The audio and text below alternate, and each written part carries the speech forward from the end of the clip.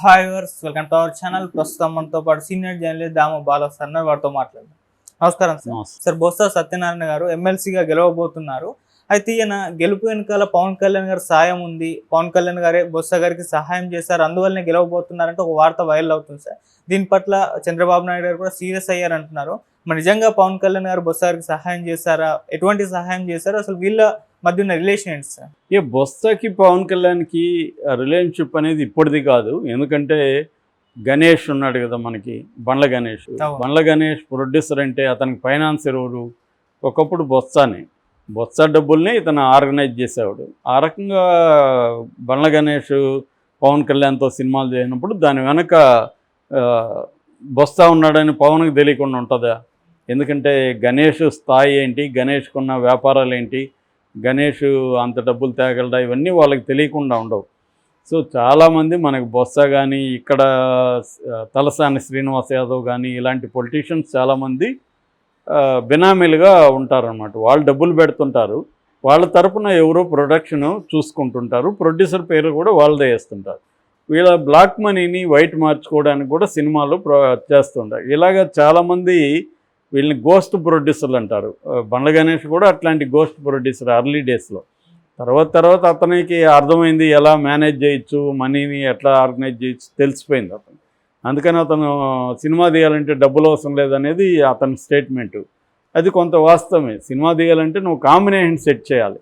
Hero director combination set చేసి announce చేస్తే నీకు డిస్ట్రిబ్యూటర్ల నుంచి అక్కడి నుంచి ఇక్కడ నుంచి ముందే అమౌంట్ వస్తుంది.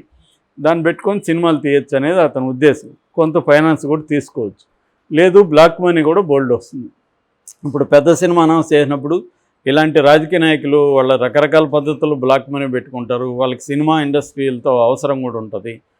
రకరకాల చీకటి వ్యవహారాలు కూడా సినిమా చుట్టూ నడుస్తుంటాయి.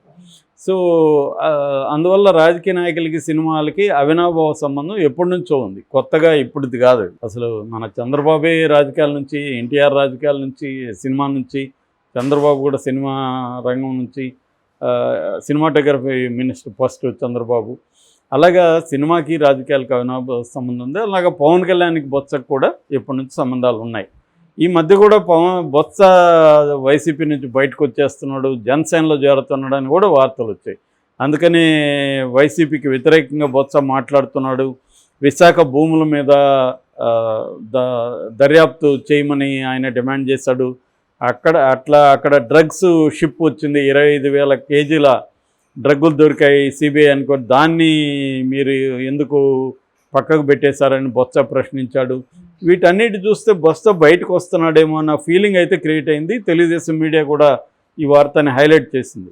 అయితే జగన్ ఒక మాస్టర్ స్కెచ్ చేశాడు, బొత్సని తన కంట్రోల్లో పెట్టుకుందాం అనుకున్నాడు. అందుకని బొత్సకి తను ఒక ఇంపార్టెంట్ పొజిషన్. ఎందుకంటే బొత్స ఇప్పుడు ఎమ్మెల్సీగా గెలుపు అనేది క్లియర్ అయిపోయింది. ఎమ్మెల్సీగా వెళ్ళినాక రేపు అక్కడ మండలిలో ఇప్పటికి కూడా వైసీపీకి మెజార్టీ ఉంది. రేపొద్దున మండలిలో వైసీపీ తరపున ఈయన అధ్యక్షుడిగా ఉంటాడు. ఉన్నప్పుడు ఆయనకి అన్ని ప్రోటోకాల్ ప్రకారం అన్నీ దొరుకుతాయి. రెండోది ఏంటంటే బొత్సాన్ని పెట్టడంలో జగన్కున్న ఇంకొక ప్లాన్ ఏంటంటే ఈ మండలి నుంచి ఎక్కువ మంది తెలుగుదేశంలోకి జంప్ అయ్యే అవకాశం ఉంది. ఎందుకంటే తెలుగుదేశంలో మండలిలో బిల్లుకి పాస్ కావాలంటే తనకు మెజార్టీ కావాలి. కాబట్టి వైసీపీ నుంచి ఉన్న వాళ్ళని కొంతమందిని లాగేసుకునే పనిలో ఉంటుంది ఎమ్మెల్సీలని. దీన్ని అడ్డుకట్ట వేయాలంటే బొత్స లాంటి ఒక స్ట్రాంగ్ లీడర్గా ఉంటే తను కోనికుండా చూసుకోగలడు, తను ఆర్గనైజ్ చేయగలడు. అట్లాగే ఎమ్మెల్సీ దీంట్లో లెజిస్లేటివ్ కౌన్సిల్లో చాలా స్ట్రాంగ్గా కూడా గట్టిగా మాట్లాడగలదు అని అన్నీ ఆలోచించి స్ట్రాటజిక్గా జగన్ పెట్టాడు. దాన్ని గెలిపించుకోవడానికి కూడా ప్లాన్ చేశాడు. అయితే తెలుగుదేశం చివరి మినిట్ వరకు కూడా బాబ్జీ అని, ఇంకా దిలీప్ చక్రవర్తి, రకరకాల పేర్లు బయటకు వచ్చాయి.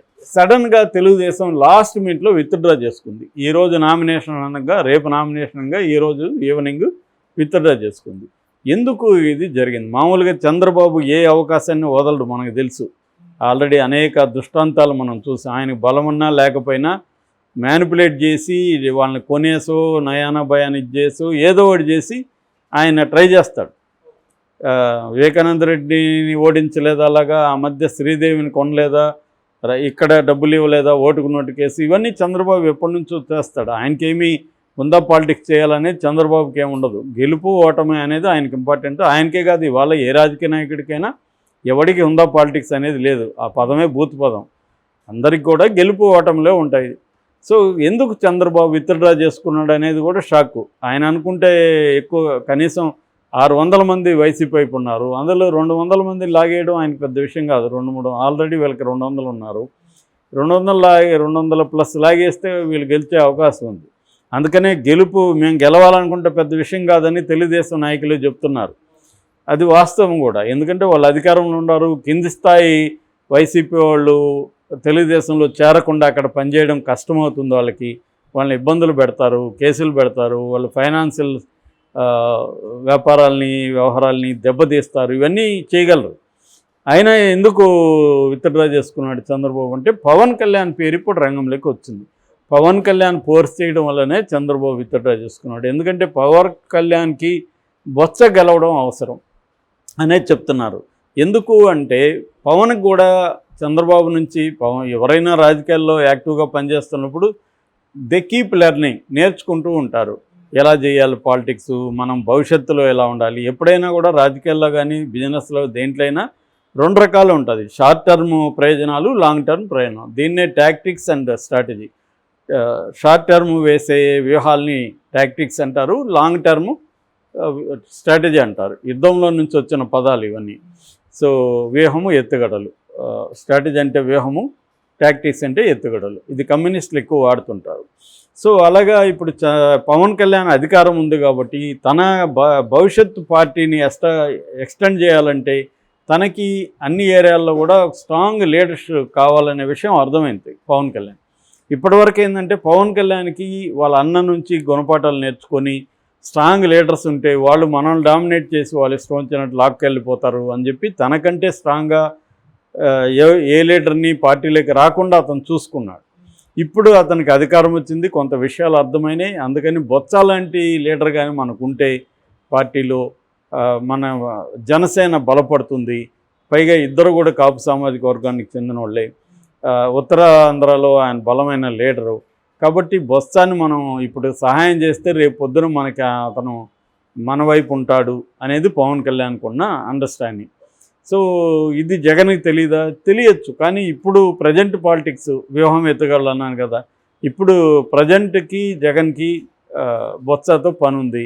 బొత్స లాంటి నాయకుడు మండలిలో ఉండాలి. లేదంటే ఆయన లేళ్ల అప్పిరెడ్డిని అనుకున్నారు.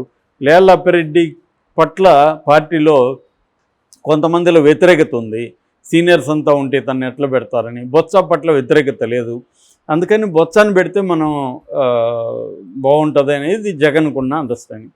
సో పవన్ కళ్యాణ్ కూడా బొత్సని హెల్ప్ చేయడం ద్వారా రేపొద్దున తనకి అవసరమైనప్పుడు బొత్స తనకి హెల్ప్ చేస్తాడు, లేదు తన పార్టీలోకి వస్తాడు అన్న ముందు చూపుతో పవన్ కళ్యాణ్ ఇది పెట్టాడు. ఇప్పుడు తెలుగుదేశం వాళ్ళు అక్కడ గెలిస్తే పవన్ కళ్యాణ్కి వచ్చే ఉపయోగం ఏముంది?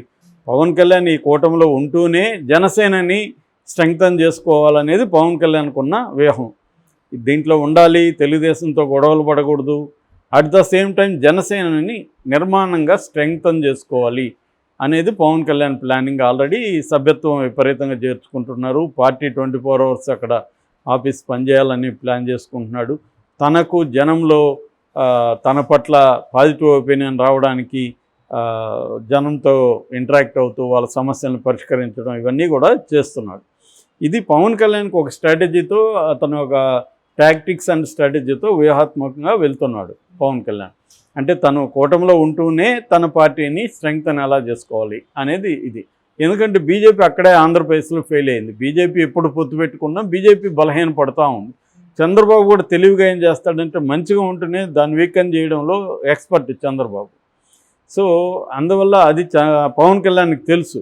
అందుకనే పవన్ కళ్యాణ్ ఏంటంటే చాలా జాగ్రత్తగా డీల్ చేసుకుంటూ వస్తున్నాడు. అందులో భాగంగానే బొత్సాని పవన్ కళ్యాణే హెల్ప్ చేశాడు. చాలామంది జగన్ వ్యూహాల వల్లే గెలుస్తున్నాడు అనుకుంటున్నారు, కానీ పవన్ కళ్యాణ్ కూడా అటుపక్క ఆపగలిగాడు, లేకపోతే చంద్రబాబు ఆగేవాడు కాదు అన్న ఒక వాదన తెలుగుదేశం వర్గాల నుంచే వినిపిస్తుంది. Okay, thank you so much.